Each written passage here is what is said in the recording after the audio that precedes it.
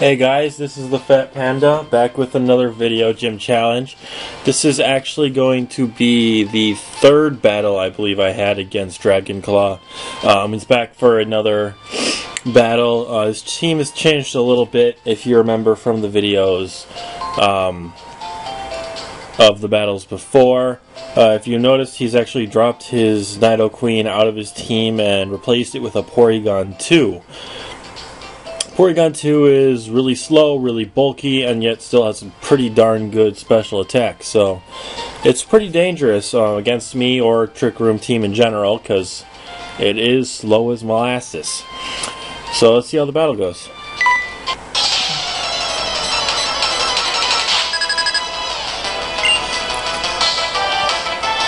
So he leads with Porygon 2 and Slowking. I actually knew this was gonna, or I expected this to happen because we had a couple disconnects, and this was a battle where we had a disconnect where he led with these two. From previous experience, I know that Porygon 2 is actually slower than my Medicham, so I switched things up this time and actually immediately retreat Cresselia for my Electros and go straight into a high jump kick against the Porygon 2. I know this is going to be a one-hit KO, and since he's got two very slow, Pokemon out to start with, I know that setting up a Trick Room right away would actually be disastrous. So I'm going to actually use what little speed advantage I have here to try to get a couple quick KOs. Now he goes for a Scald on the Slowking, which I didn't expect. I was half expecting a Calm Mind, but it doesn't really bother me. He sends out his Aerodactyl here, and he withdraws Slowking to Flygon, which was actually a really good move, because I do have a Wild Charge for my Electros aimed at the, well, now the Flygon, so that won't do anything.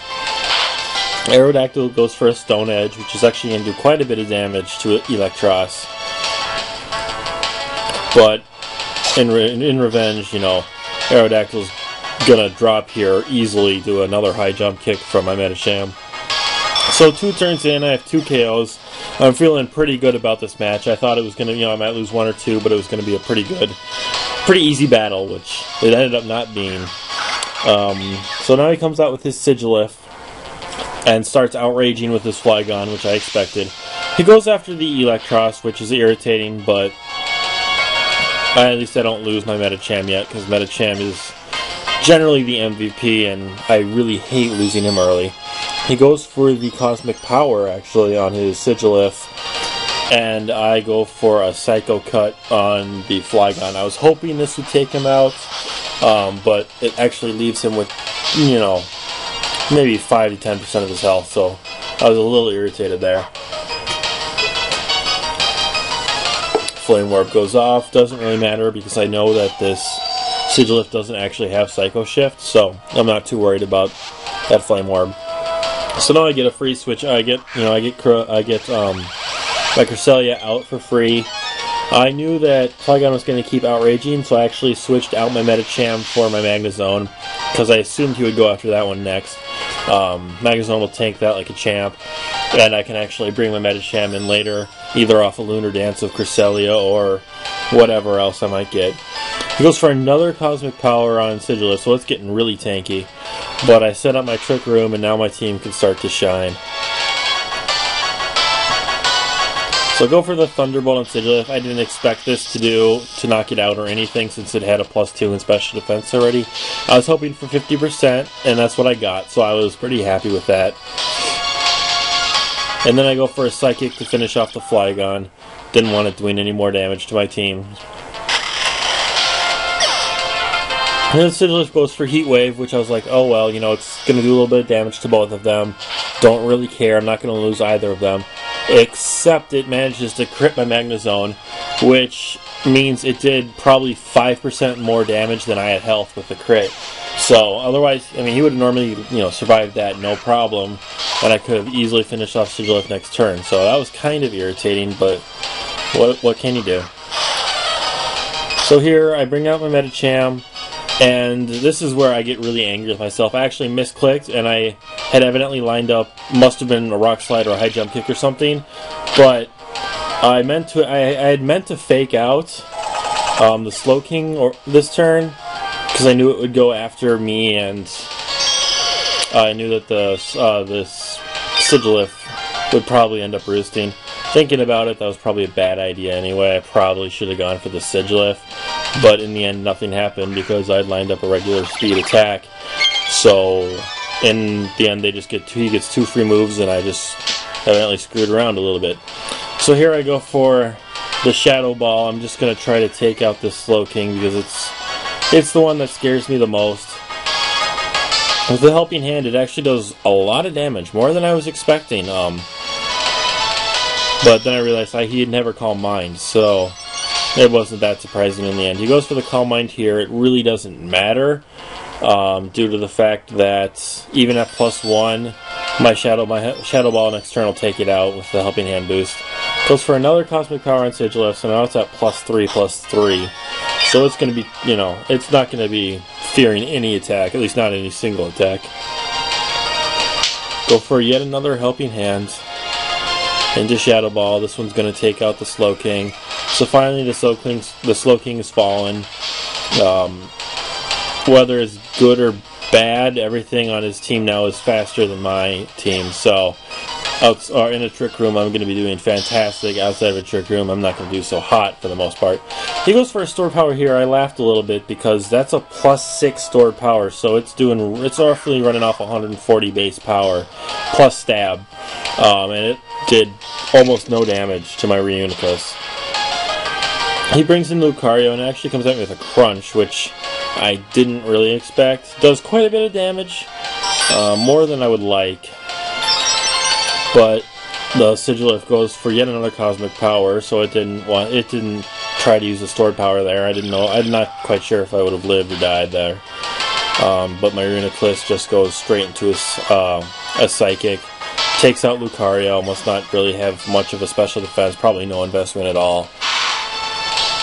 And I set up yet another Trick Room. So I'm feeling pretty good. I have 3 against 1 Sigilif right now, even if my Cresselia is not really going to do much in the way of attacking. I go for the Shadow Ball on the Sigilif. It does almost no damage. It was kind of depressing. And he just goes for a Stored Power at +8. That's 180 plus stab. It's going to just finish off what little health my Reuniclus has. And so now I'm going to have to rely on my Marowak.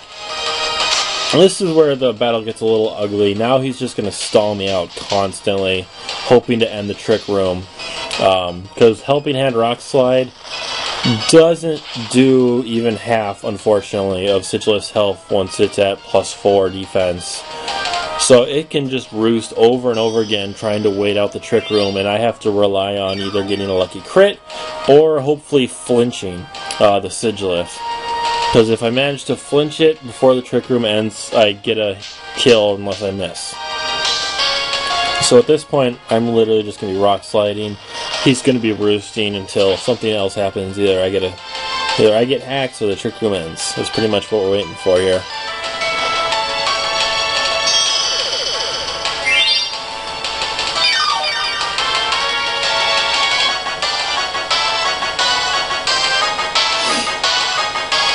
Yep, absolutely nothing interesting is happening right now. We're literally using the exact moves over and over again.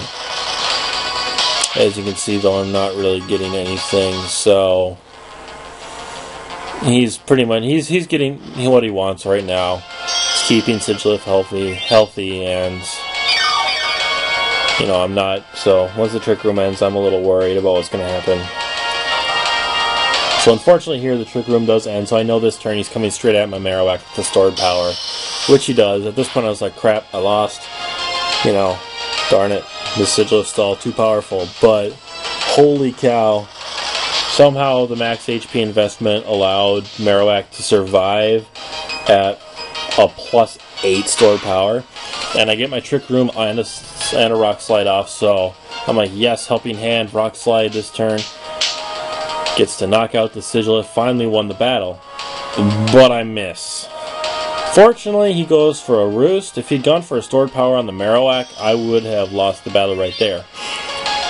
But he Roosts, and so now we're once again stuck in this conundrum of I need a crit, I need a flinch. One of those two will generally win me the battle here. So helping hand again. Go for the rock slide. You know, nothing different from the last time we were doing this. Except this time I do finally get a crit. So I'm feeling, I'm pretty lucky here. And, I knew it was going to happen eventually. You can't, when you just stall with a plus defender, all you're really doing is asking to be crit, especially when all that defender can actually do, for the most part, is simply boost and heal, boost and heal. That's why, something like a Sigilif isn't actually overused like you might think it is, because crits slice through boosts like butter.